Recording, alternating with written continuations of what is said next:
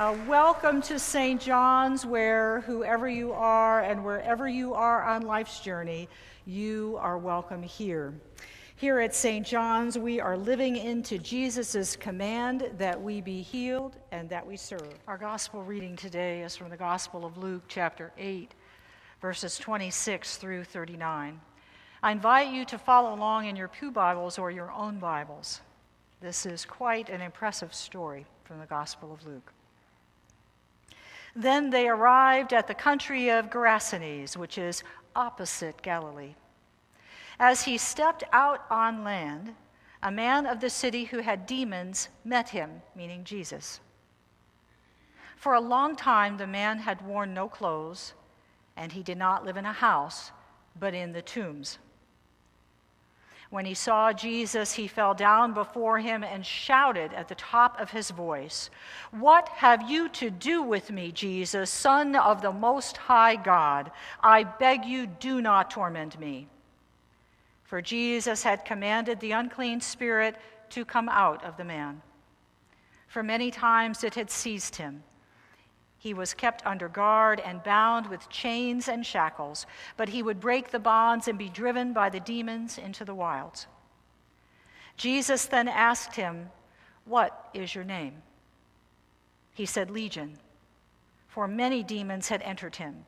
They begged him not to order them to go back into the abyss.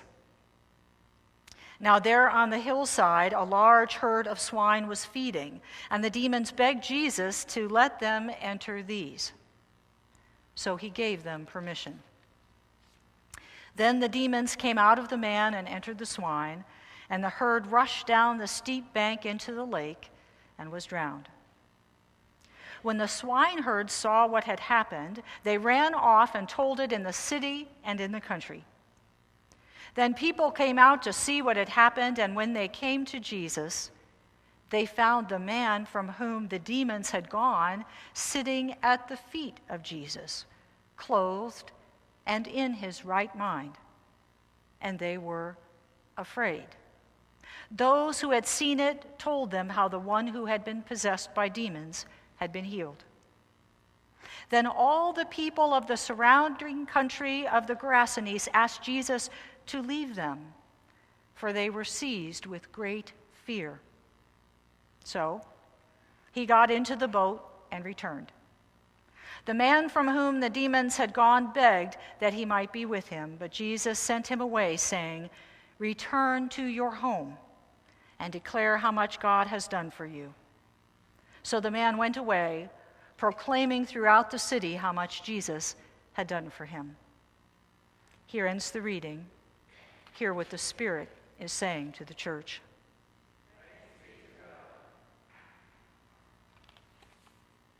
Let us pray. May the words of my mouth and the meditations of our hearts be acceptable in thy sight, O God, our strength and our Redeemer. Amen. Good morning. There is nothing like a bright blue summer day on a Sunday to remind me of my top 10 list of things we never hear in church. Like number 1, I would much rather be in church this morning than on the golf course. Or number 2, hey, it's my turn to sit in the front pew. Rosie was my only taker today for the front pew. And since we're all here anyway, let's start the worship service early and go longer. Oh, and by the way, number 4, my teenager had absolutely no trouble getting out of bed this morning and coming to church. That's something I never, ever hear at church. Something I never hear at church is, "Pastor Jenny, I was so enthralled today, I never noticed that your sermon went 25 minutes over time." Or, "I told the church treasurer, I've decided to give our church the $500 a month that I used to send to Joel Osteen and Joyce Meyer on TV." Wouldn't that be nice? I don't think May has ever heard, "I just love it when we sing hymns that I've never heard before, and next week, can we have a praise band too?"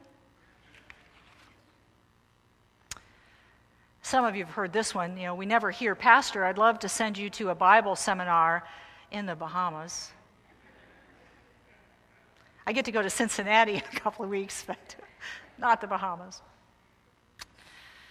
We hear this a lot in the fall. This is number 9. Nothing inspires me and strengthens my commitment to St. John's like our annual stewardship campaign.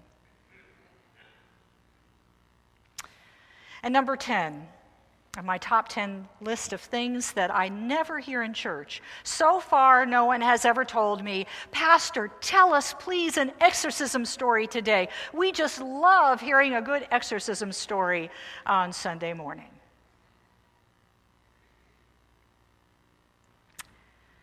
Actually, these days it seems like nobody likes a good exorcism story unless it's in the movies. The scariest movie I ever saw when I was young was The Exorcist with Linda Blair. She played the possessed girl. Don't know if she ever lived down that role. And I won't even this morning remind you of the details of that awful movie, because if you saw it, you know what I'm talking about. You can envision right now in your head, what happened in that movie. And if you didn't see the movie, I don't want to plant those images in your head during this sermon. But fortunately for us today, the exorcism stories in the New Testament are more about the meaning of the story that gets told than about the details of the exorcism itself. We could spend a lot of time this morning debating whether exorcisms are real or whether we just know more today about mental health and other ailments than the writers of the Gospels did. Today, we actually have two extremes that trivialize the meaning of evil and diminish our ability as Christians to wrestle with the ultimate meaning of this story. One extreme approach is to reject the reality of the devil out of hand. We see this in educated pastors who preach that that was then, this is now. Back then they didn't understand mental illness. There really is no such thing as a devil. And that really trivializes the meaning of evil, because on the other hand, we have church folks who really see the devil behind every tree and under every rock, and they rebuke Satan and their neighbors multiple times every day. Get behind me, Satan. And that kind of trivializes the reality of evil as well. So we have two extremes. As a pastor, I wrestle with the reality of evil in our world and in all facets of life and ministry and in the church. So I appreciate M. Scott Peck's book about evil called People of the Lie. It's called People of the Lie, the hope for healing human evil. Some of you may have heard Dr. Peck speak because he lived in Columbus and he was a member of First Community Church, our UCC sister church. As a psychiatrist and well-known spiritual writer, Dr. Peck had a provocative word for those who were closed to the idea of evil. He had a chapter in his book called Possession and Exorcism. And he raised the question, does the devil exist? And here's what he wrote.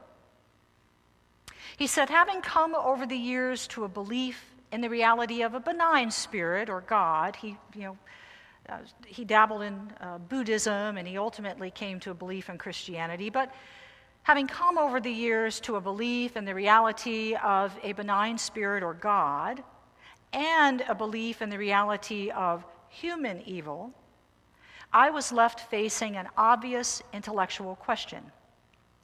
Is there such a thing as evil spirit, namely the devil? I thought not. In common with 99% of psychiatrists and the majority of clergy, I did not think the devil existed. Still, priding myself on being an open-minded scientist, I felt I had to examine the evidence that might challenge my inclination in the matter. It occurred to me that if I could see just one good old-fashioned case of possession, I might change my mind. Of course, I did not believe that possession existed. Dr. Peck goes on to say that his conclusions in his book were ultimately formed in his clinical practice, especially in his study of a patient named Charlene, who had a personality disorder. In his personal encounter with Charlene and her personality disorder, as well as studies of sociopathic behavior in society, Dr. Peck ultimately answered his own question concerning the reality of the devil by saying, "I now know Satan is real. I have seen it." "Get behind me, Satan," says the educated psychiatrist and spiritualist. In ancient times, all illness was regarded as the result of the power of evil. So you would think that the people in the town would have appreciated what Jesus had done for them. Now they won't have to worry that this demon-possessed person will threaten them. They won't have to be concerned that Legion will bring his destruction to their village. Get behind us, Satan.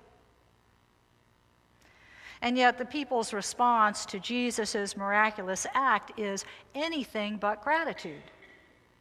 They are actually frightened, and in their fear, they ask Jesus to leave. Why are the people not grateful for this exorcism?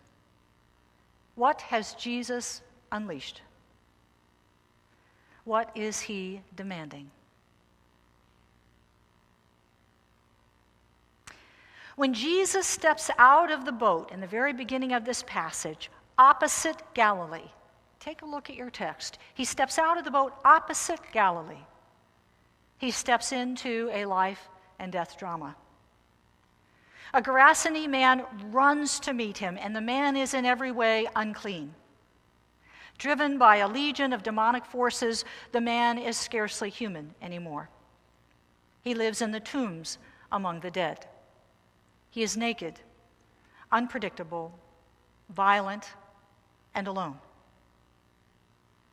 Some of our neighbors outside our street, outside our church today on the street, could fit this description. The Gerasene man is also a Gentile. The phrase in the text opposite Galilee refers to much more than geography. It also suggests many ways in which Jesus intentionally steps out to confront what is opposite in life. This gospel text demonstrates that no one is beyond the reach of Christ's redeeming, healing love. No one is beyond reach. As the only Lucan account in which Jesus deliberately goes into Gentile territory, this boundary-crossing story foreshadows the time when Jesus' disciples will be sent to be witnesses in Jerusalem and all Judea and Samaria and to the ends of the earth in Acts 1, verse 18. They too will go to outsiders who suffer from every kind of evil, proclaiming, "Get behind us, Satan." They will be sent in the power of Jesus, whose salvation is for the world. Three important themes emerge from this story. I know it's often difficult to tackle an exorcism story in this day and age and determine what does it mean for us today. And there are three important themes that emerge for us today that are linked to a concern for identity, according to the work of biblical scholar Dr. David Lose. This concern for identity flows from Jesus' command to heal. When he commanded the unclean spirit to come out, he says, "Come out, don't stay in that closet, you come out." He commanded the unclean spirit to come out of the man in the presence of his community. And then he commanded the man to stay with his people in community as a sign of God's healing and resurrection. Jesus commanded the man and his community to heal. So here are the three themes. First, Jesus healed the man by first restoring his individual identity. This exorcism story is not so much about the Gerasene man's physical or mental healing as it is about the restoration of one man's identity. The demoniac's response to Jesus is one of the more heartbreaking verses in Scripture. Asked for his name, the man replies that he has none. Or more accurately, he says that his name is Legion, meaning a multitude. Oppressed by too many demons to count, he has lost himself in the cacophony of their voices and has ceased being a self, an individual, a person. So he spends his days raving alone in the wilderness, a danger to himself and others, separated from his community and separated even from himself. Some of our homeless neighbors have the same condition. They suffer the same plight. They're raving alone in the wilderness, a danger to themselves and others, separated from their community and even from themselves. Too many of our people today are overwhelmed by the voices raging at them from inside and out, denigrating their identity and driving them to places of extreme loneliness or despair. While we dare not blithely banish these demons and expect people to just be healed, we can restore to our people their true identity, their birthright as children of God. It is said that when Martin Luther felt oppressed by the devil, he didn't shy away from talking about the devil. When Martin Luther felt oppressed by the devil, he would take courage by shouting, "I am baptized." In this way, he grounded his confidence of salvation in God's external, objective act of drawing him into the Christian family through the water and word of baptism. Martin Luther said, "Get behind me, Satan, because I am baptized." Today, the names and claims that the voices of this world may shout at us do not have to be the last word. We can declare that God claims us once, again, and always as God's own beloved children. God promises always and everywhere that we are his children, and nothing can ever change that or separate us from God's love. Nothing can separate us from God's love, not even a multitude of demons. Get behind me, Satan, for I belong to God.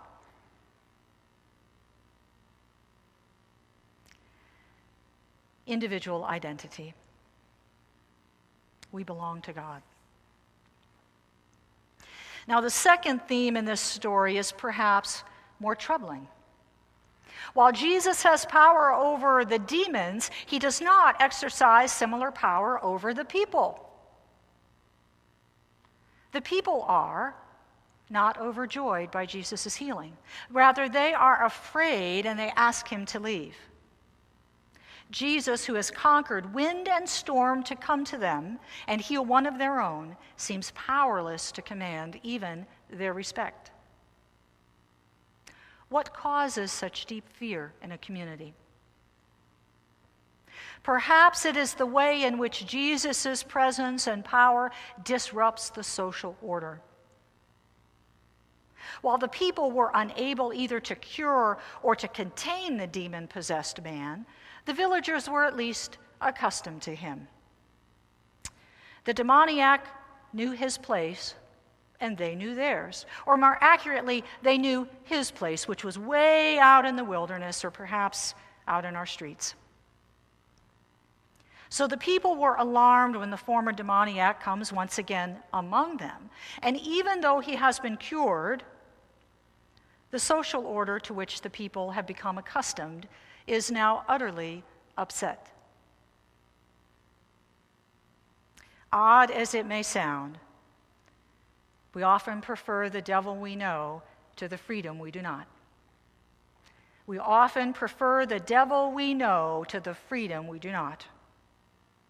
And just like individuals, our church congregation can also have a false sense of security from the dysfunctions we have learned to cope with. We can have a false sense of security from the dysfunctions we have learned to cope with. And we fear what change, even healthy change, can bring. Because we've learned to cope with our dysfunctions and they feel familiar, we fear what healthy change can bring.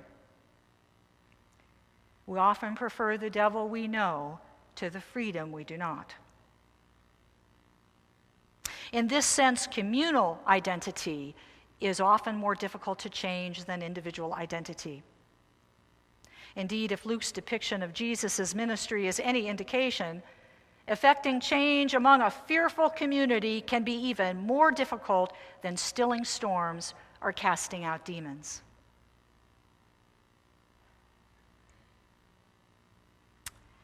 The third theme in this story is this. The story asks, why does Jesus heal? Note how the story ends. The former demoniac is seated at Jesus' feet in the posture of a student, the posture of a disciple. We see that not only does Jesus heal and teach, he calls. We have a Savior who links healing with vocation. The once possessed man is commissioned to go back home and be a preacher. Think about that. The former demoniac is commissioned to go back home and be a preacher to his own people. This untutored, once very confused and troubled man is made a preacher before the 12 are made preachers in Luke 9, verse 1. Think about that. The healed demoniac is commissioned to go and be a preacher before the 12 are made preachers. Get behind him, Satan, for he belongs to God and he has been called to serve the Lord. Now, restored to his right mind and certain of his call, the cured man begs to follow Jesus. Yet while Jesus regularly invites people to follow me, how often have you heard that? Jesus says, follow me. This time he commands the man to stay. He commands this man to stay and declare how much God has done for you. Sometimes we are called not to follow, but to stay. Sometimes we are called not to follow, but to stay. Sometimes following Jesus means staying right where we are, blooming where we are planted, bearing witness to the mighty acts of God we have experienced firsthand in our own lives. Now, if the cured man were to leave, it would be easy for his neighbors to revert back to the status quo. But with the cured man constantly among them, in their congregation week after week, renewed in mind, body, and spirit, the people must reckon with God's beckoning them as well to be healed, so they too can serve the world. I saw these three themes at work this past Wednesday at 12 noon, when we had a communion service that I will not soon forget. There is a young man named Sam. That's not his real name, but I'm going to call him Sam for purposes of this story. And Sam comes to the Wednesday noon worship service every week. He never misses a Wednesday. Sam sits way in the back of the sanctuary in that last row of pews, actually where Barbara's sitting now. Barbara, wave your hand. Sam sits way back there. Now, we have a smaller crowd on Wednesdays. They're all usually up here. Sam sits way back there. Way back there. He does that because he does not like to be up close to people. Sam may hear voices, and he has an ailment that mimics autism. He does not like to be near other people. He does not like to look you in the eye, and he definitely does not like to be touched by anybody. When we all go to lunch after communion on Wednesdays for the largest table, Sam sits way in the back of the fellowship hall at a table all by himself. And if there are other people, if it's real busy and there are other people at his regular table, he will stand in a corner to eat. And Sam's a big guy, probably 6'4" and 280 pounds, that's my guess. He's a big guy. And so he's hard to miss when he's standing up in the fellowship hall. But despite his size, it's very hard for Sam to be physically near other people. That scares him very much, so he keeps his distance from people. Sam knows that he is welcomed and accepted here every week. Maybe not out on those streets, but in here, we know his name. We accept him for who he is, and we remind him that he is a child of God first and foremost.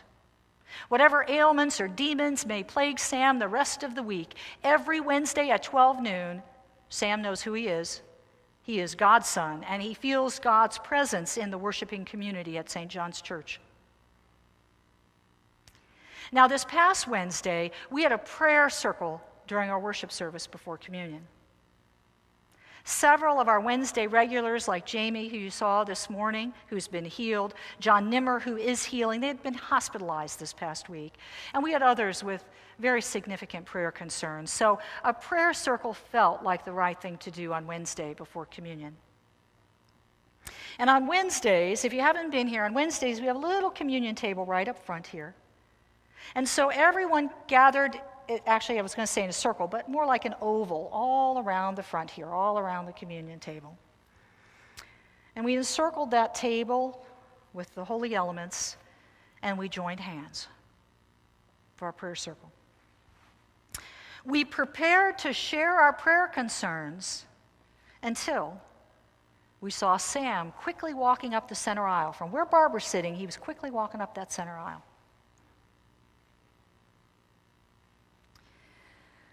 Almost to a person, I could see the concern on people's faces. Uh-oh, they were thinking, now what are we going to do? Sam always sits in the back, and now he's in the front. Now what's going to happen? Each face followed Sam as he moved closer to the group. I could tell that it was hard for Sam to have so many sets of eyes watching him coming closer. So he began to look down, but he didn't stop walking toward us.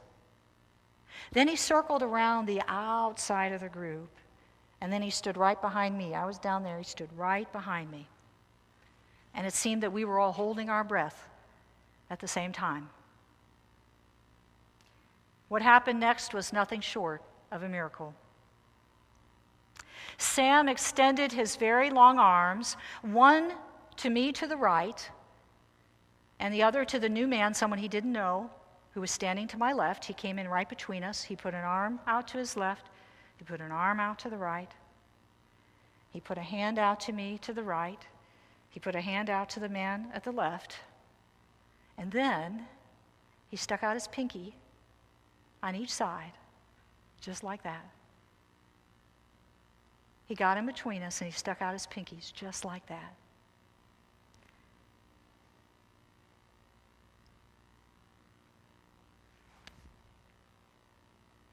Without saying a word, Sam said, I want to be part of your prayer circle. I want to pray for my friends at St. John's, and I want to bring healing to our community through my own healing. So I took Sam's pinky carefully on his right, and the new man on my left, he took the pinky carefully too, and we proceeded with our prayers. And for that short time in this sacred space, Sam was our community's living testimony of one who is healed and restored, bearing witness to God's awesome power in the midst of ordinary daily life. Get behind him, Satan, because Sam belongs to God, and he's Amen. May you too today hear a word of healing. Hear Jesus' command to heal for your life, so that you too may reside in this community as a witness to the almighty power of God and the ability to transform a community from within, one person at a time. May God bless you and keep you. May God's face shine upon you and be gracious unto you. May God look upon you with kindness and give you peace, while you go forth to live the gospel, healed and served, serving in Jesus' name. Go now in peace, never be afraid. God will go with you each hour of every day. Go now in faith, steadfast, strong, and true. Know he will guide